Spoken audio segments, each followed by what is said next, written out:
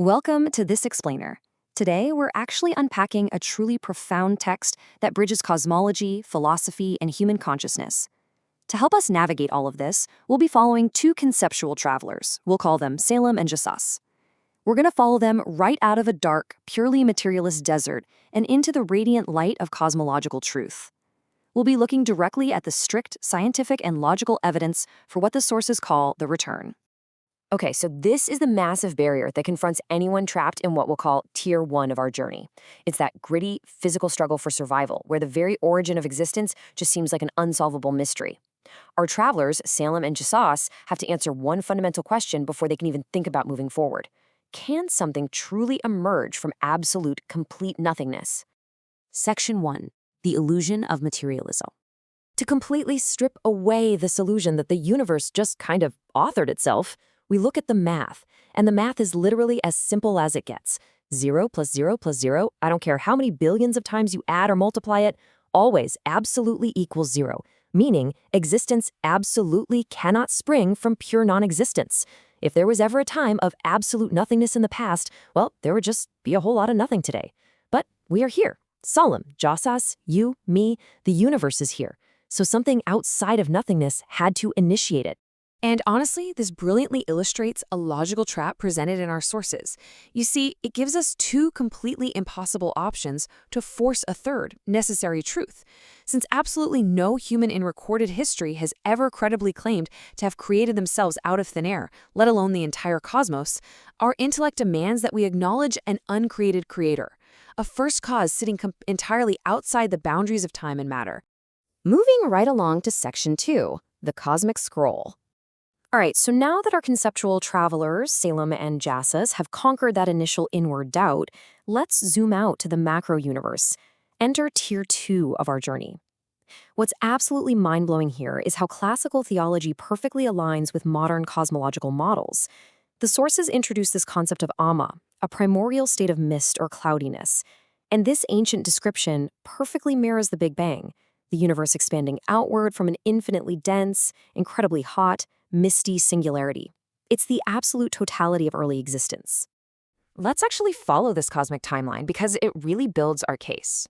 So the universe kicks off 13.8 billion years ago from this primordial mist. Today, as confirmed by modern physics and astronomers, it is actively and rapidly expanding. But, and this is key, the sources point out this expansion isn't infinite. Eventually, the cosmos is going to contract in an event described in classical texts as tai. That translates to the rolling up of the heavens exactly like a scroll being rolled closed. It's a complete, purposeful cosmic cycle.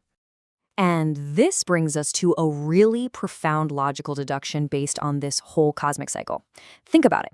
If the universe successfully popped into existence from absolute nothingness during the first creation, which, let's be honest, is a monumental reality-breaking feat, then a second creation, the return, is fundamentally simpler. I mean, if you can invent and build a wildly complex engine from scratch, merely reassembling it later is absolute child's play. For Salem and Jasas, the first creation becomes the ultimate, undeniable proof for the second. Section 3. Pillar 1 and 2. Sensory Evidence and the Mind's Compass. To really fully grasp this whole cosmological cycle and what it implies for us, our travelers have to lean on the core pillars of human faith discussed in the text. By stepping through these three pillars, observing the external evidence, engaging the intellect, and aligning the inner self, Salem and Jasas actively bridge the gap.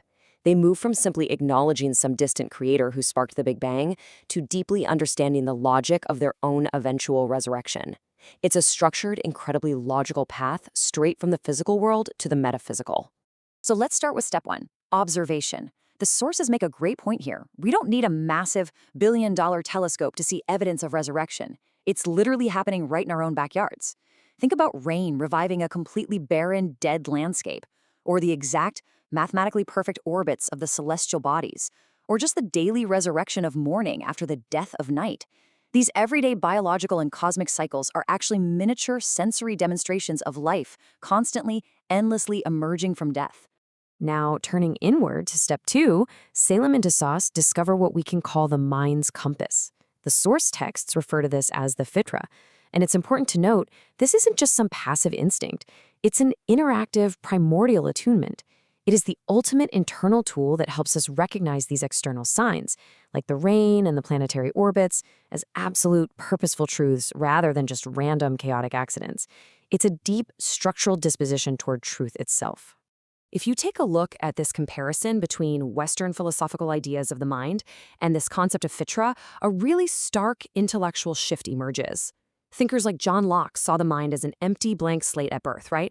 While modern thinkers often view our innate trust as merely a social contract. But the theory of fitra argues something entirely different.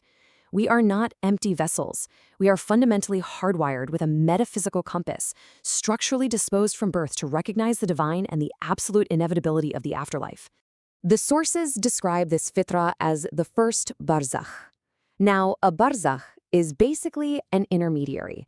Think of it as a living, active bridge.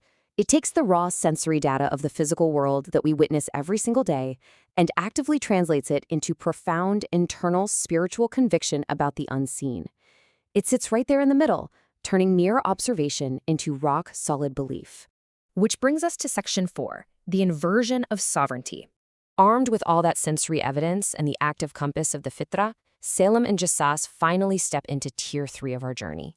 They leave that constrained, gritty desert of materialism in the dust for a realm of dynamic, radiant spirituality.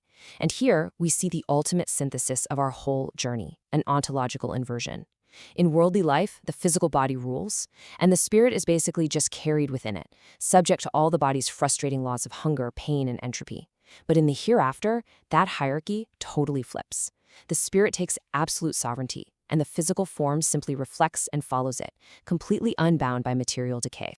And because the rules of the hereafter literally flip this hierarchy upside down, the afterlife isn't just, fluffy clouds and static silence. Not at all. It is a realm completely free from earthly decay. There is no illness, no fatigue, absolutely no hunger, because the physical body answers only to the perfected, elevated state of the spirit. It is an existence driven by continuous dynamic growth and infinite active perfection.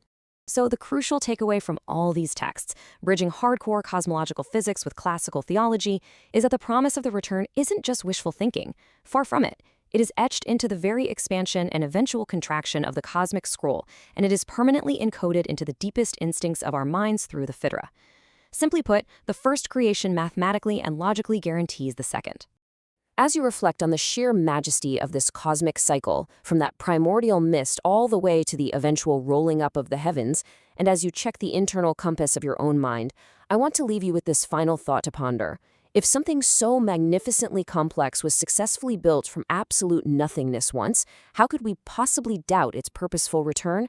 Are you prepared for the inevitable inversion of your own reality? Thank you for joining me on this explainer, and keep exploring.